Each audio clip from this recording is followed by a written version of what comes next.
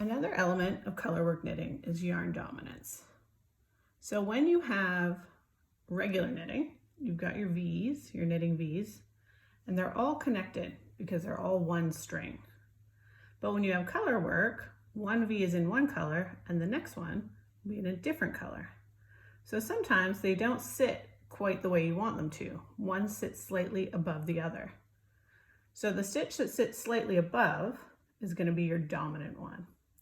It depends on your knitting style. Your stitches might still just sit nice and flat, just the way you want them, but they might not be completely perfect. So you want to have the right one on top.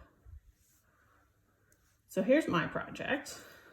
I've got red as my contrast, so I want that one to be sort of my perfect stitch, my one that sits slightly on top.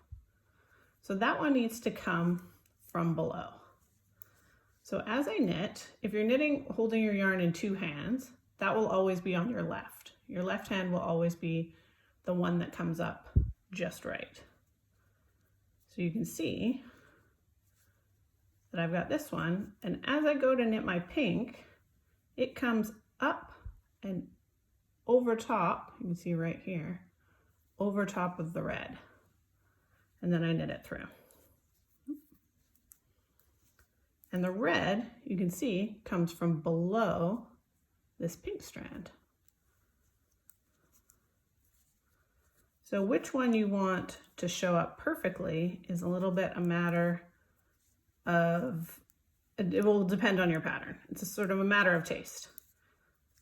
So in this one, I know that I've got my contrast color and I want that one to pop. If your color work includes a shape of some kind, like a diamond, you might want that to pop out. So the color that makes your diamond will be the one you keep in your right hand. And that's yarn dominance.